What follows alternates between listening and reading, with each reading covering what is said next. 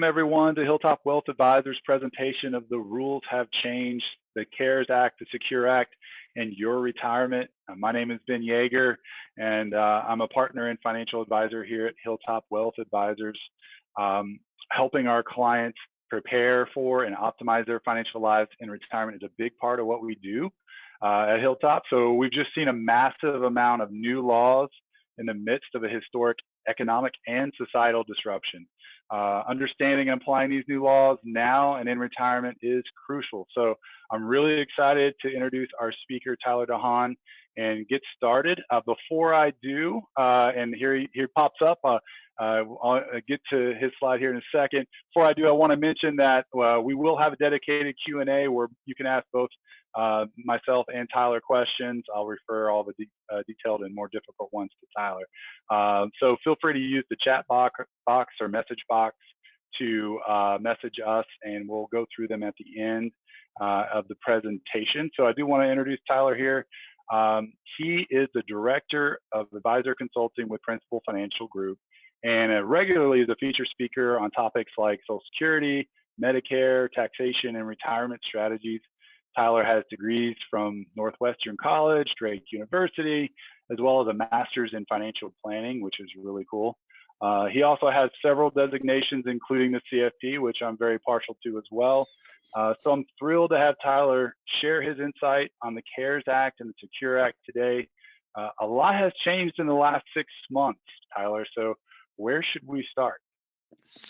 That's a great question. You know, it's funny, everybody, when people introduce me and they say, you know, you got all these designations and you're talking about Social Security and Medicare and different legislation changes, they say, well, you must live the most interesting life that we can imagine. You know, on a Friday night, what we do is we sit down and read the IRS code and drink a beer. You know, it's crazy how interesting our life is sometimes. But, you know, there's a lot to think about here the last 6 months. I mean, a lot has been going on, and you know, we had a what you would consider a major legislation change at the beginning of the year with the Secure Act, and you know, really probably the biggest change to some of your financial planning strategies really since 2015 when you had the Bipartisan Budget Act. And then all of a sudden the pandemic hits, and now you have the CARES Act, and it's made some changes as well. And some of the questions we get are like, you know, hey, is this a good thing? Is this a bad thing? And it really comes down to context. So for everybody on this line, you all have unique and individual circumstances. And there's going to be some things in here that I'm going to talk about that could potentially be very helpful for you in achieving your financial planning goals. And there's also going to be some things in here that may not necessarily pertain to you. So, you know, my hope is to maybe clarify a little bit how these particular pieces of legislation have impacted potential financial planning strategies, and hopefully answer your questions. And that's what I'm here for today. So, you know, hopefully we can get some of these questions answered, and hopefully clarify a few things that have gone on over here the last 6 months.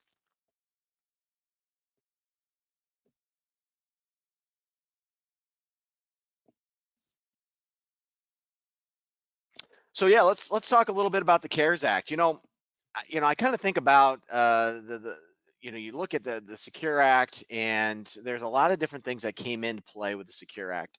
And we were talking about that in January, we were talking about that in February, and then all of a sudden the pandemic hit.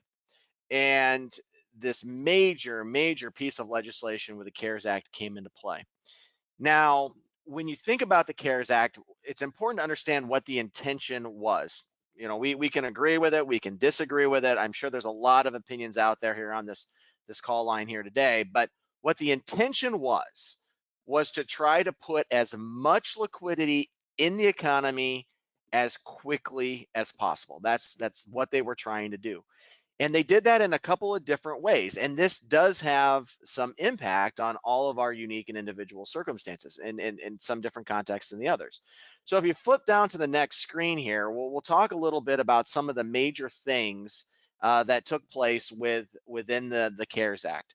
And obviously the first thing that everybody thinks about when they're thinking about the impact is the stimulus checks.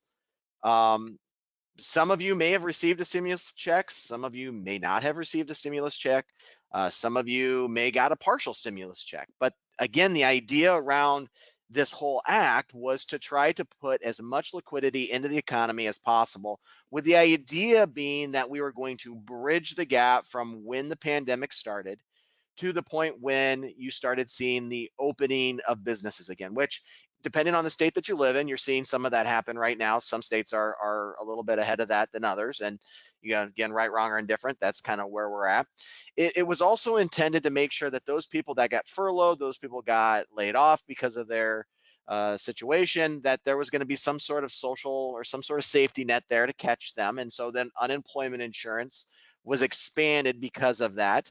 But there was also some things that occurred within required minimum distributions, and I'm going to get into some of these aspects here in a little bit. But again, the idea is that we wanted to make sure that Congress wanted to make sure that people weren't going to be as unnecessarily impacted from this pandemic, because it's not their fault. So again, they took a lot of the playbooks out of 2008, 2009. You saw a lot of this similar legislation that went through, but again, the whole idea was to make sure that there was some sort of safety net to catch people that were getting laid off, but also making sure that there was liquidity in the economy to make sure that that economy got continued to bridge the gap to when the economy was going to be able to get back. But if you look at the individual stimulus checks on the next slide here, most of you, if you were eligible, probably received your stimulus check in the mail about 4 weeks ago. Now, there may be some people that are out there that are still looking for those stimulus checks. Most likely that'd be the case if you hadn't received any direct deposit from the IRS. So like if you were filing your taxes the last 2 years, essentially if you had a refund coming back to you and you provided them with your direct deposit information, that's how they did that. Now, if that wasn't on file, then they're going to be sending those out, mailing those checks. So that does take some time to do that. But essentially, the idea here was to put at least $1,200 into each individual's pockets if you made less than, had an AGI of less than $75,000, or if you were married filing jointly, that amount was going to be $150,000 or less. Now, here's the kicker. Essentially, what these are what they consider to be advanced tax credits, essentially what they're calling them. So what that means is what they were trying to do is advance essentially your tax refund for 2020. Now, we haven't filed our taxes for 2020 yet. We're going to file our taxes in 2021, in April of 2021, or maybe before that if you're quick to the draw on that. But what the IRS did is they went back to see what last file you had in place, whether that was your last tax return file in 2018, maybe that was your last tax filing in, maybe you filed for your taxes in February, so that's what they would have on file. So they went back there and they said, okay, what is your adjusted gross income based off of the last record we have here at the IRS? And then they looked at that and they said, okay, where do you fall on this? And if you fell under 150 or 100 or under 75,000, then you were eligible for that advanced tax credit. Now, here's the kicker that a lot of people don't realize is that when you go to file for your taxes in 2020, let's say it's March of 2020, and let's say, for example, you were making $250,000 and you were married filing jointly. So if you were making $250,000 and you were married filing jointly and you filed for your taxes in, let's say, March of this year, well, you're not eligible, because once you reach the 150 range and you're married filing jointly, then you started seeing some pullbacks or starting some retractions on that. Essentially, if you are, married filing jointly, have 2 kids, basically you're out of luck at about $210,000. That's where the stimulus check wasn't, you made too much money. But here is what happens is if, let's say, for instance, you had a significant decrease in your income this year. Let's say your company came out and said, guess what? We're going to reduce your pay by 10% today, or we're going to reduce your pay by 7.5% today.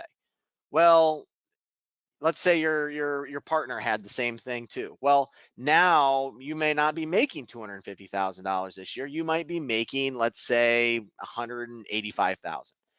So you go to file for your taxes next year, they're going to see that your income was decreased, and you may be eligible for a bump at that point in time.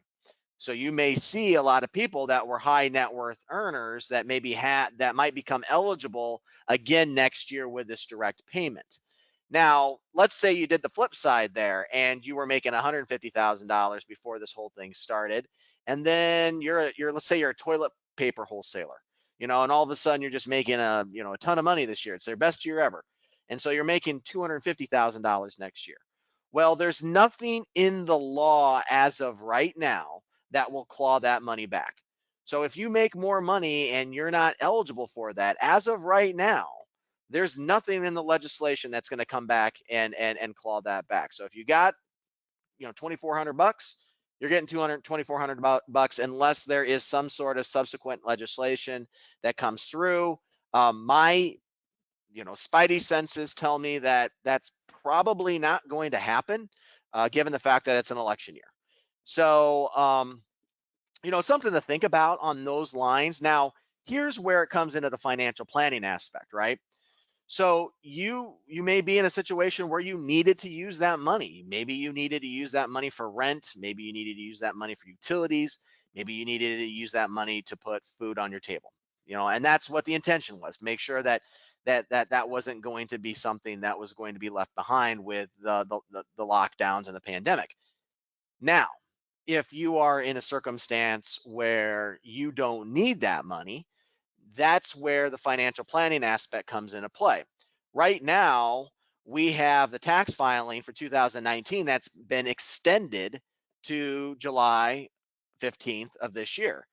Maybe that money is money that you want to put into an IRA or a Roth IRA. Maybe that's money that you want to put into a 529 plan. Maybe that's going to be put into money that is going to help further your financial planning goals. Maybe that's money you want to put down on some debt that you have, maybe on a mortgage or a car payment or something like that. But those are some of the things you got to think about as some of these stimulus checks come through. There has been talk of a second round of stimulus checks. There was the HEROES Act that got put into the House of Representatives this week. I would guess that that's probably dead on arrival in the Senate, but that is going to probably be a starting point in the discussions. I think both the House and the Senate and the President are both interested in doing another round, and what those look like, is yet to be determined. But there has been talk about doing another round of stimulus checks. We'll have to wait and see what happens there. But this isn't the end all be all to the CARES Act. Obviously, probably the most visible. It was the most talked about, at least early on. But there's some other things here to be aware of as well. So if you move on to the next screen here, you'll notice that there's a couple of things to be aware of within the CARES Act, and I'll talk about one of them here real quick. If you look at RMDs, I talked a little bit about required minimum distributions. RMDs, when you're thinking about it this year, essentially what the government did is they said, we're not going to require anybody to take an RMD this year. We just feel like, with the market going down, that requiring someone to sell out of their stock to pay a required minimum distribution is a little unfair. So this is something that was taken out of the playbook in 2009. This only pertains to 2020. So if you're over 70, now 72, and I'll get into that here in a second with the Secure Act, but if you're over 72 years old, you would have been required to take a required minimum distribution this year. That's waived. You don't have to do that. It also pertains to situations where if you have a beneficiary IRA or an inherited IRA, you inherited an IRA from an uncle or a parent or maybe your spouse or something like that. In these circumstances, generally speaking, and I'll talk a little bit about the Secure Act here in a second, but you were required to take out an RMD. And this year they're saying, no, you do not have to. Now, one of the questions we get is, well, what happens if I was taking out RMDs earlier in the year? Can I put those back? And generally, the answer is, well, yes, but there is some kind of muddying of the waters here. And so this is one of those things where Congress does puts together a big, large piece of legislation, but they don't really understand the detailed parts of how this is going to affect from an operational standpoint. So the short answer is yes, you can, but generally speaking, you have to put that money back in within 60 days of it being distributed out. And here is the other kicker: is you don't know how the broker dealer is going to code that on the 1099. So a lot of times on the 1099, they'll code it a certain way. If they code that accidentally as an RMD, you're going to want to talk to your tax professional to make sure that they get that rectified, because they're going to have to fill out the forms, and a lot of that hasn't been worked through yet. So if you're in that boat and you're interested in doing that, you're going to want to touch base with your CPA and your financial advisor about how their broker dealer and everything has been set up in order to put that money back in. But this RMD waiver is just for 2020, and it includes not only your IRA if you're over 72, but it also includes if you have an inherited IRA as well. One last thing about this before we move on is you may have been in a scenario where for the last couple of years you've been doing what we call a qualified charitable distribution, which in the law states that you have the ability to directly pay a charity out of your IRA and be able to satisfy your RMD for that year. Well, we know that you don't have to satisfy your RMD this year because it's been waived. So we get a lot of questions. Well, can I still do a qualified charitable distribution? The answer is yes. In the code, it just pertains to the ability to, after you're over 70 and a half, as long as you take the money out, you can take up to $100,000. It doesn't have to be just for an RMD, but as long as it's going directly from your account to a qualified charity, you can still do a QCD this year if it's part of your charitable gifting plan or part of your plan. So you can still do it even though the RMD has been waived this year. That is a question that has come up quite frequently here the last couple of weeks. So let's move on to some of the other beautiful aspects of the CARES Act. And I'll just run by this real quick. Again, the idea was to make sure that there was liquidity in the economy. Unemployment insurance was bumped up to about $600 per week increase, and that there is a time frame on that is for 4 months. That will go away unless there is legislation that extends it.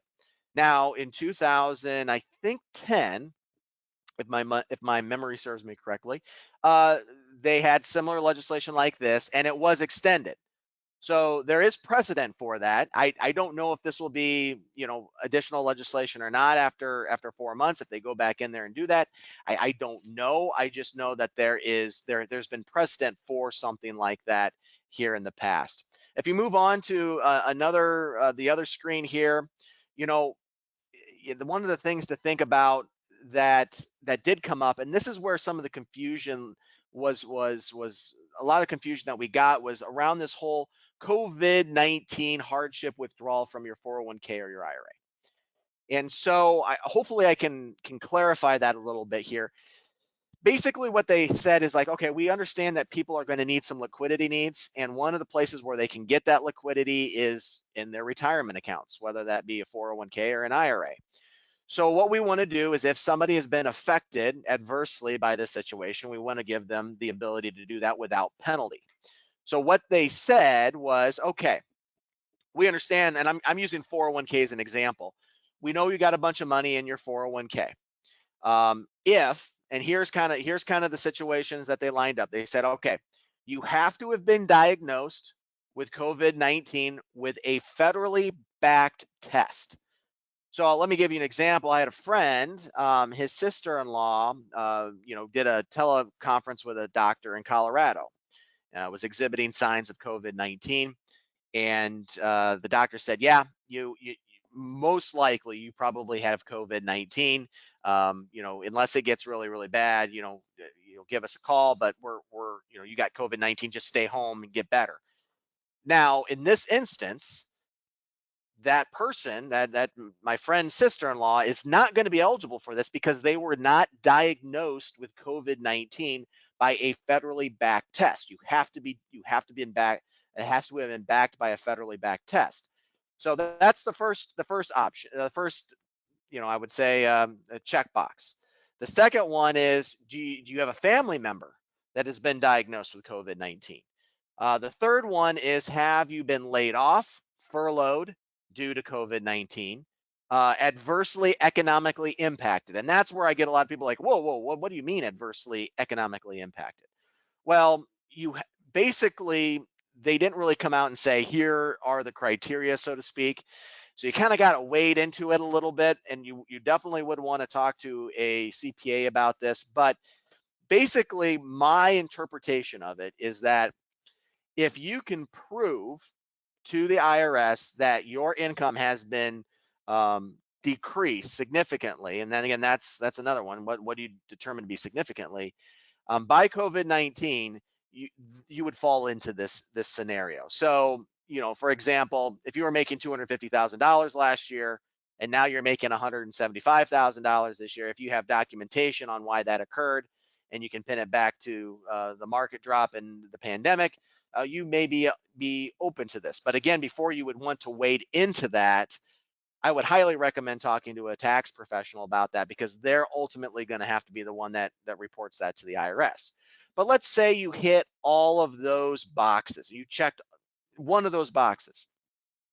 Well, what that does is that gives you the ability now to take money out of your 401k without the 10% penalty. So normally, if you were, say, 50 years old, you could take money out of your 401k. It would be taxed plus the 10% penalty. So they waived the 10% penalty. And you can take up to $100,000 from your 401k. So what they allowed you to do is they allow you to get this liquidity. Now, obviously, that distribution is going to be taxable. So what they said is, okay, well, if you consume all of that $100,000, let's say you spend it on rent, utilities, food, basic necessities, you can pay the tax back, but you have to pay the tax back over 3 years. So that's the key. You have to pay the tax back over 3 years. Now, how you do that and the forms that you have to fill out haven't been necessarily determined yet. So again, you're going to want to touch base with a tax professional on exactly how you're going to show that to the IRS. The other option that the government has given you is that if you just needed the money kind of as a short-term loan, so you use the money, you pay your bills, and then all of a sudden the economic activity kind of kicks back up and you get that money back, and you're like, well, I'd like to put it back in my 401k. You can do that. And you can do that over the course of, again, 3 years. So you can pay it back over 3 years. The legislation does not say that you have to put the money back in the same account that you drew it from. So most people probably will, but if you have another 401k or you left your employer and have another, a lot of that, it gives you the flexibility to put that back into another qualified plan. Now, the thing to be aware, and again, the other thing too, is that normally when you take money out of a 401k, there's a 20% mandatory withholding that has been waived. But here's the thing that again, government makes the law, and then the details are kind of like, well, how does this really work when you figure in all the details? Well, 401ks can be more restrictive. So even though the mandatory 20% holding doesn't necessarily have to apply, you're gonna want to double check with your employer about that, because there may be some employers that have some sort of rules that allow for them to continue to do that, some fiduciary rule that allows them to do that. And there may be a situation where if you want to take a loan, you have to take a loan before the hardship withdrawal. So some 401ks will say, Well, we're not going to allow you to take the hardship withdrawal. You can take a loan based off our loan provisions here, but you can't take, you have to take the loan first before you can take the hardship withdrawal. So some of those small details within your plan may create some issues. So if you are in a situation where you want to do something like this, you're just going to want to make sure that you talk to your employer, make sure that you talk to your financial advisor, make sure you talk to your tax professional before you move forward with this, because there could be some details on the tax reporting side, there could be some details on the employer side that may muddy the waters a little bit. So, with this withdrawal aspect of it, it is a way for you to get the money for liquidity purposes, but you really want to make sure you have a game plan in place. When this first came out, I kind of looked at it and I was reading through it and I was like, wait a second here, you're saying that maybe I might be able to take this money off.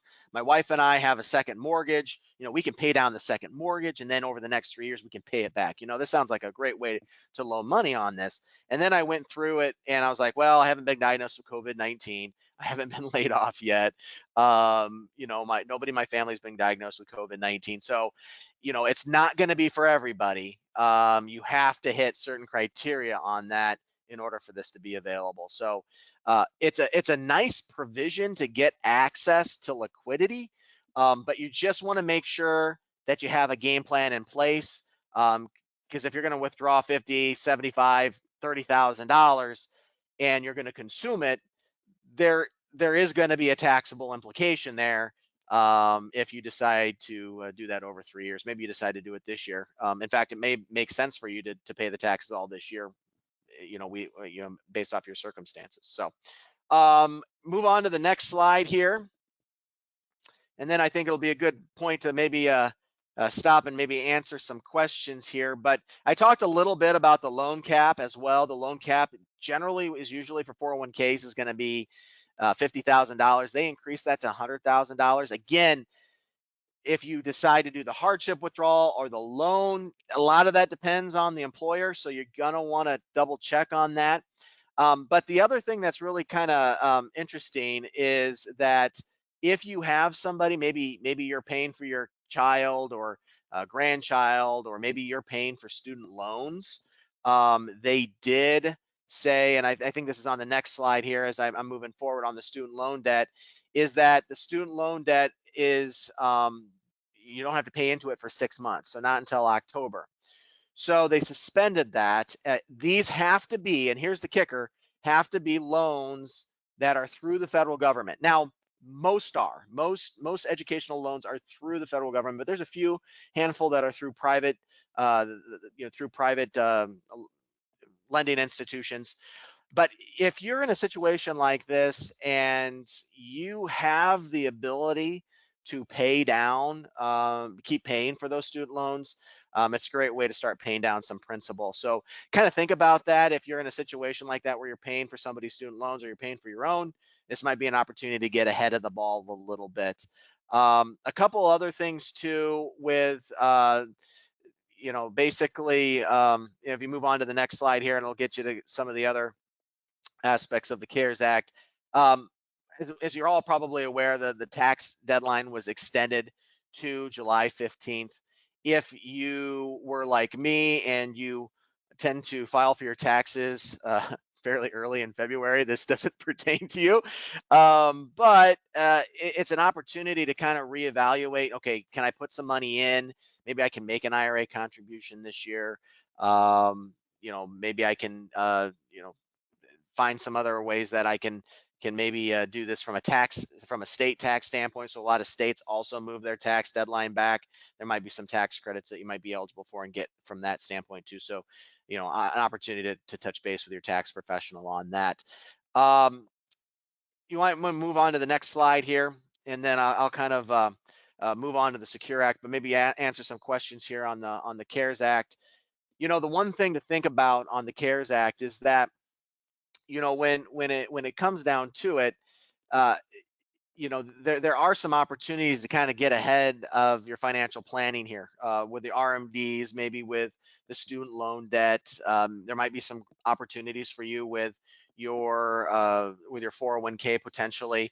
But it's interesting that when this usually happens, a lot of times people will kind of delay and delay and delay and delay, and then by the time you delay, it's the end of next year. So what I've been telling people, and this pertains to the Secure Act as well, is it's a great opportunity to sit down with Ben and his team and your financial planner, because there do a Secure Act or a CARES Act review, because there may be something that is really, that might be very beneficial for your circumstances, and you might be able to slightly change your plan a little bit and get ahead of the game a little bit, if you're in a position to be able to do so. Because a lot of times when you have this types of legislation, there are some finer nuances that can really help get you ahead, and sometimes it's those small things that really make a big difference. So I'm going to stop right there, and it gives me an opportunity to drink a little bit of water and see, Ben, if there is any questions that anybody has, and maybe be able to answer a Yeah. few questions before we move on to the Secure Act. Yeah, I think we've got one maybe related to your point just there, and I think this is maybe a depends answer, but maybe you could give us some pros and cons for both sides of this. And the question is, isn't it better to go ahead and take the RMD if you're 80 plus and have a stable financial outlook? And you talked about strategies, and maybe there are some strategies around taking it versus not taking it, related to taxes or Roth conversions or other things. Do you have any thoughts around that? Yeah, it certainly might be a possibility. It depends on your income level and where you think the tax rates are going. So Mm-hmm. let me give you an example. I live in Iowa, born and raised in Iowa. Grew up in northwest part of the state, which is hogs, soybeans, and corn. And the farming economy right now is just getting hammered. And one of the things, if you're in a situation where your income on paper is going to be much lower this year, and you drop below a certain tax bracket, you got some financial slack there, or tax slack there in that tax bracket, where you can maybe take some income or pay some taxes. It's not going to throw you over into another tax bracket. It's not going to take you away from any type of tax credit or tax deductions that you might be receiving. So in those circumstances, it may make sense for you just to take the RMD and pay the taxes, because you're going to lower tax bracket this year. If you feel like taxes are inevitably going to go up, and one of the things when you have stimulus like this, there's going to be a consequence to it, whether that manifests itself in increase in inflation, or maybe an increase in taxation. It might be an increase in interest rates. We don't know yet what that consequence is going to be. But if you're in the camp that says, well, taxation is definitely going to go up in the next decade, it may make sense to continue those RMDs right now as well. Ben, you made a great point about the Roth conversions. If you're, say, 50 years old right now, it may make sense for you to consider the potential of doing a Roth conversion. If you're a small business owner, or you have a situation where your taxable income on paper is going to be a lot lower this year, you may want to do a Roth conversion and pay the taxes, because your thought is, okay, taxes are going to be higher. Again, we don't know if that's going to be the case or not. It's an assumption, but if we're in that camp, then maybe we do a Roth conversion. And generally, if you do a Roth conversion, you want to wait to start consuming that for at least a couple of years, because you want to be able to amortize out that tax over a longer period of time, and it gives that Roth IRA an opportunity to continue to grow. So where a Roth conversion would work so well is, let's say you're in a situation where you are 50 years old, you are going to have decreased income this year, you have some of that tax bracket slack, and you're going to wait until you're going to 65 or 67. So you got 10, 15 years to do that. A Roth conversion is certainly an opportunity right now. Now, that may not be for everybody, but there are circumstances where that can work well. Great. Yeah, and I think you may have touched on this, but maybe one point just to clarify is related to inherited IRAs. Do the new rules apply to those as well as traditional and Roth IRAs, So or just the traditional?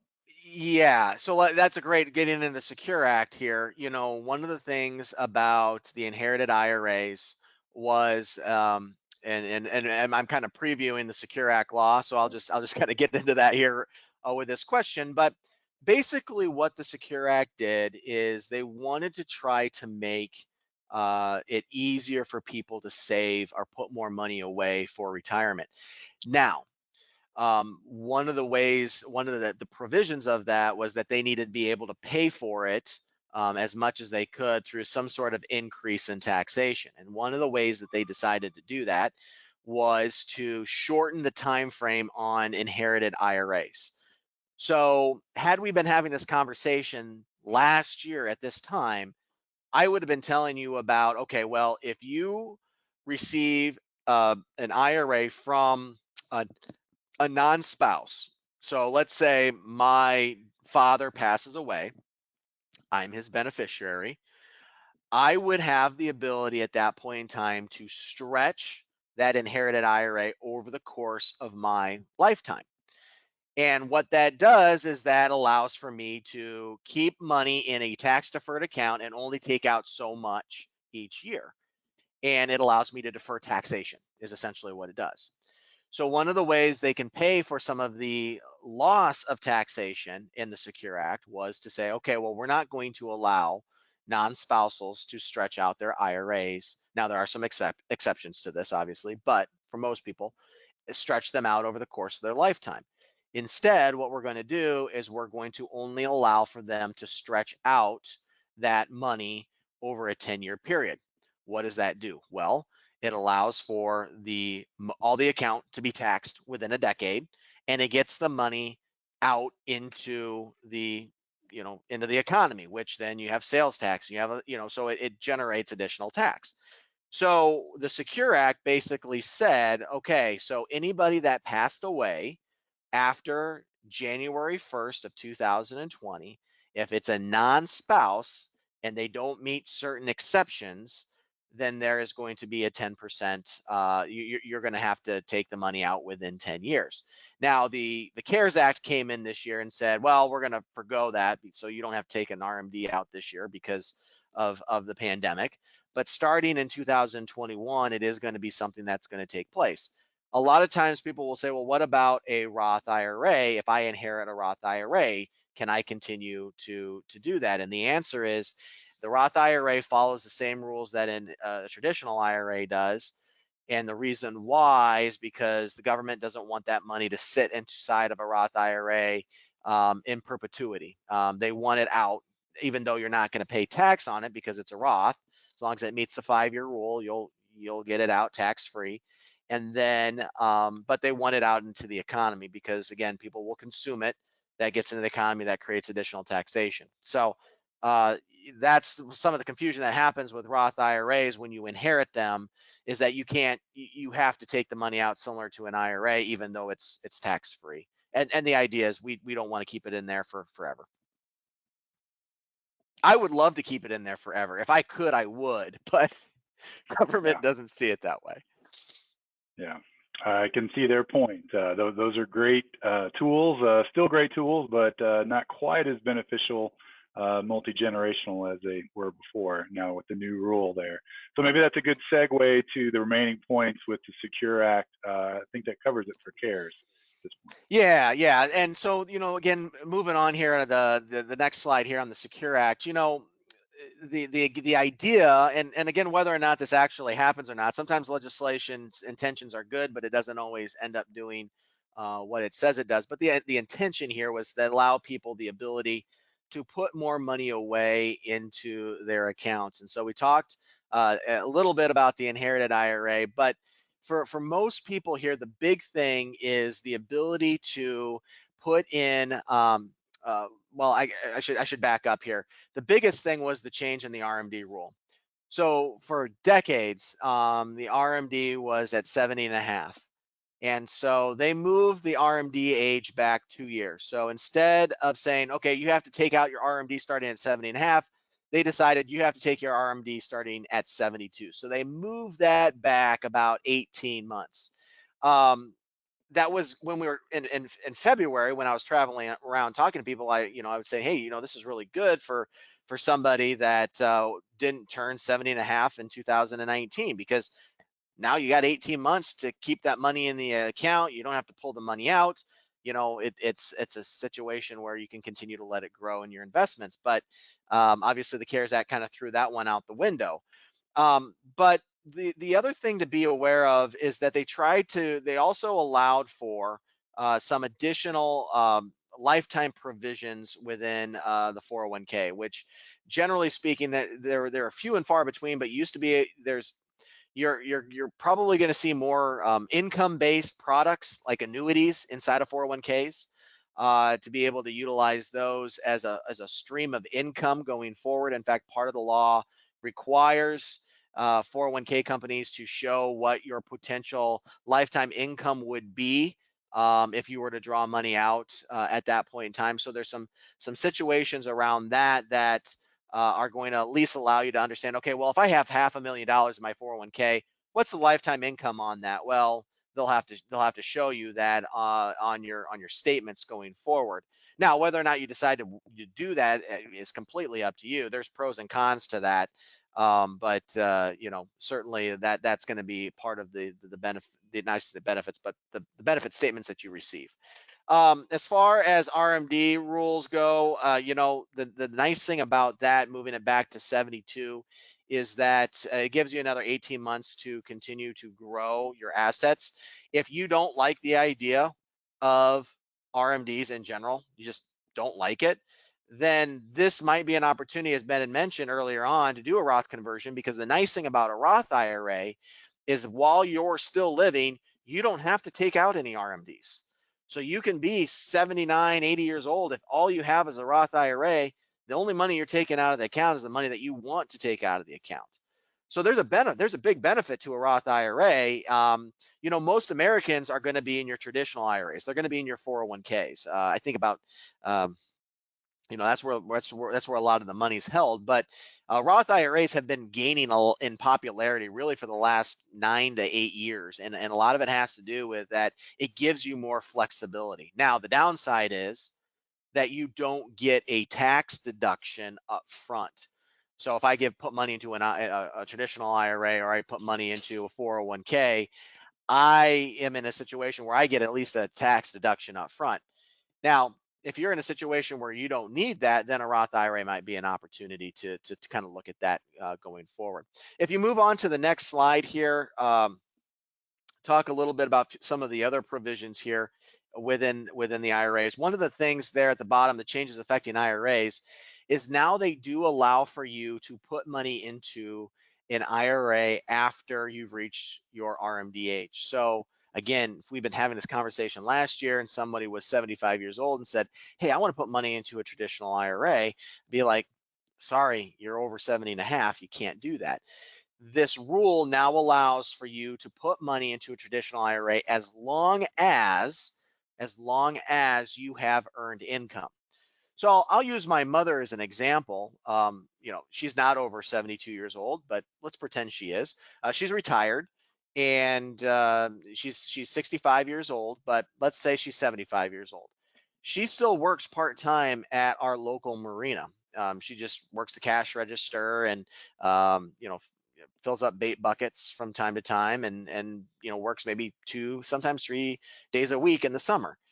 Now, if she wanted to, if she's 75 years old, she might be able to contribute to a traditional IRA because she has earned income. So as long as you have earned income, you can contribute to an IRA. You still have to take out the RMDs, but you can still contribute money to an IRA. So there's some benefit to that aspect if you're still wanting to contribute and still want to save to this account. Maybe you have some estate planning goals where you want to try to keep that money in there, that this is an option as well.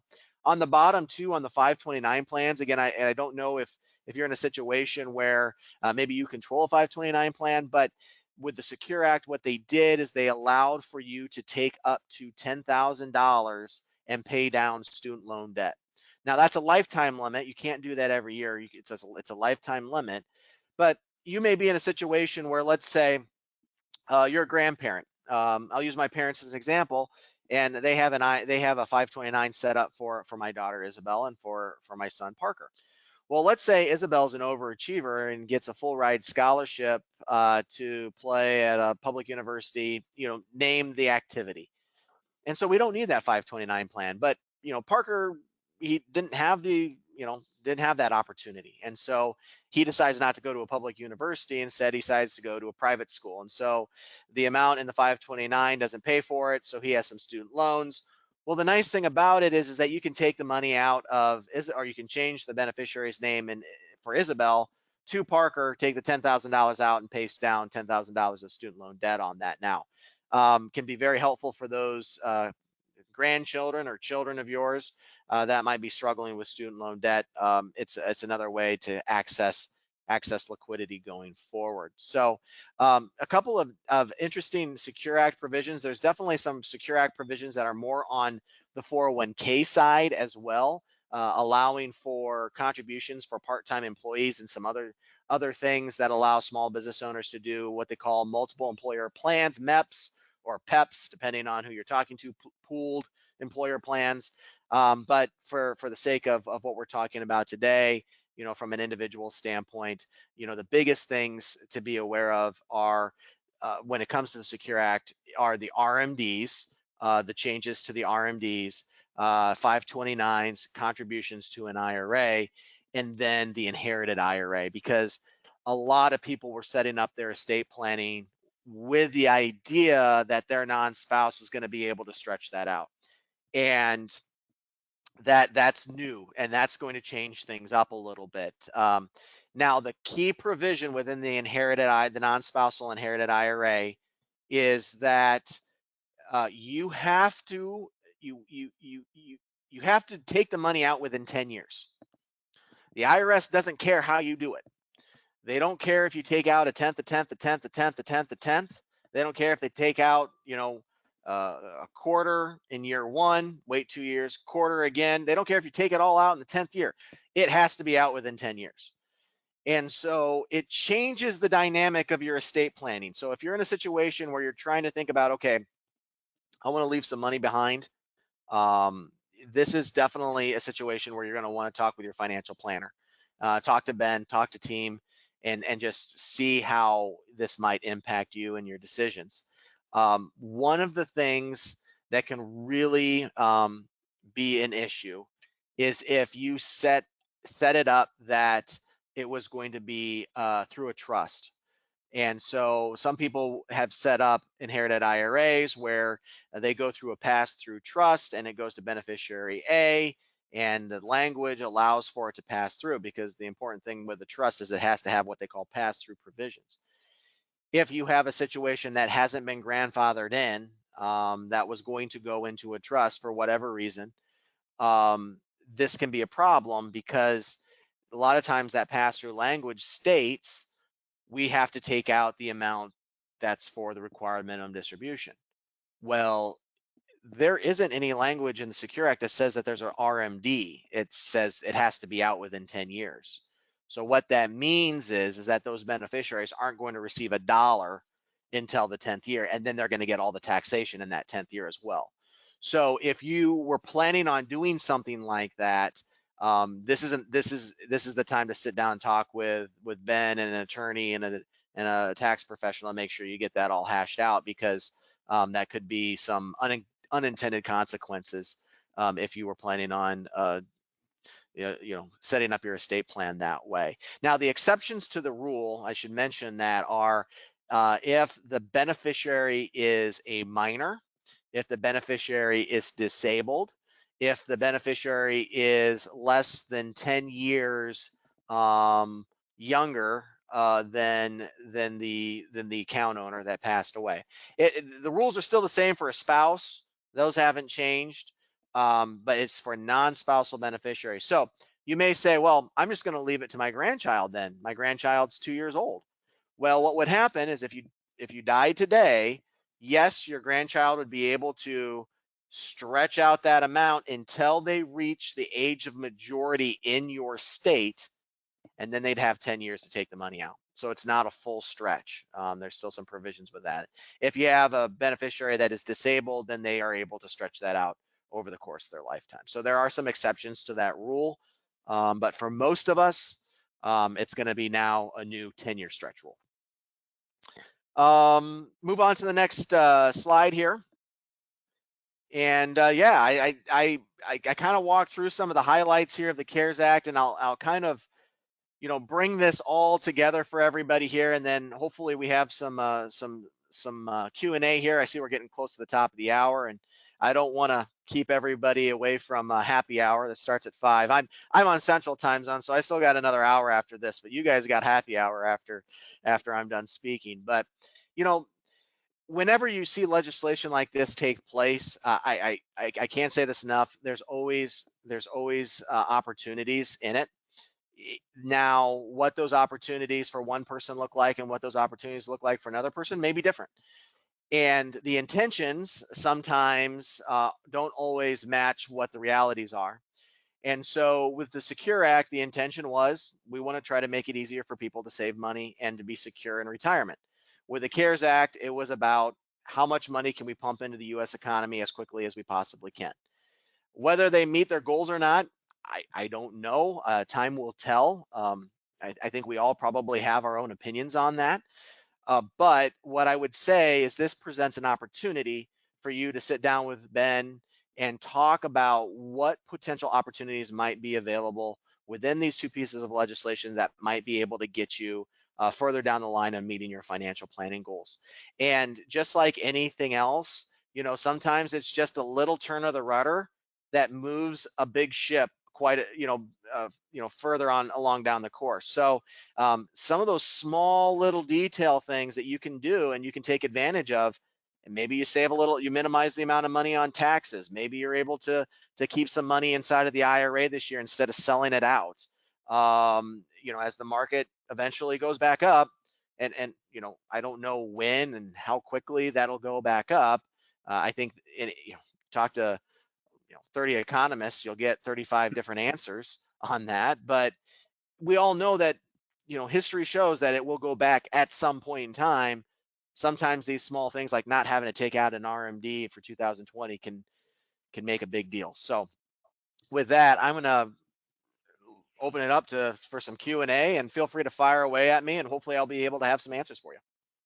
Perfect. Yeah, I think a lot of good things to think about. Got a couple questions here. This one's related to contributing to traditional IRA after 70 and a half. So the question is, can you contribute more than the amount of your earned income to a traditional IRA? An example, Tyler's mom worked very limited schedule, earned $4,000 in 2020. Can she contribute $6,000 to an IRA? The answer is no. You have to be able, you can only contribute up to your earned income. So in that example, if mom only made $4,000, that's the most that she can put into her IRA for that year. Which is the same rules as normal for all, ages, in traditional senses. Great. Well, if you have a question, we'll keep it open for just maybe another minute or two. At this point, that's all the questions that I'm seeing. I think a lot of really good things to think about with all the RMD rule changes, with the stimulus checks, with the new IRA contribution rule changes. A lot of things to think about, and the name of the game really is seeing how that works into your particular plan and what your situation is. For a lot of people, maybe delaying that RMD, as you said, is a good thing. For others, trying to go ahead and take it and doing a Roth conversion or some form of recognizing the taxes now, because I think a lot of times people get focused in on, okay, what's my tax bill going to be this year? And really it's, can you minimize taxes in the long run, not just this year? And so thinking a little bit further down the road can be beneficial. So a lot of good stuff here, a lot to think about. Definitely Hilltop is here to help. We've got a lot of people here with a lot of expertise that can help you through that. Let's see here, maybe another question or two coming in right now. Do the rules for the inherited IRA apply only to new IRAs or current inherited IRAs? Yeah, so if you were there's a grandfather provision, and so what that means is that if you inherited your IRA prior to 1/1 of 2020. So let me give you an example. Let's say my mother passed away in July of 2019 and we set up an inherited IRA. I can still stretch that money out over the course of my lifetime. I'm grandfathered into that scenario. If it's going forward where it becomes an issue. So if my mother dies today, because we're past 1/1/2020, now I'm underneath that 10-year rule. And so there are going to be some people that may, you might be out there that you have an inherited IRA already and have had an inherited IRA for 5 years. Well, in that case, you're grandfathered in. It's the people that are receiving those inherited IRAs going forward that have to worry about this. That's good. Good point there. And yeah, maybe adding on a little bit to that point and what you mentioned about the pass-through trust. I've seen a lot more of those over the last 5 years or so from attorneys and estate planners. So make sure to review your estate documents regularly. For Hilltop, we're in our mid-year review season right now. We're reviewing all of our seasonal planning clients' estate plans. So making sure that you're aware of what is in your estate plan, especially if it's been a while.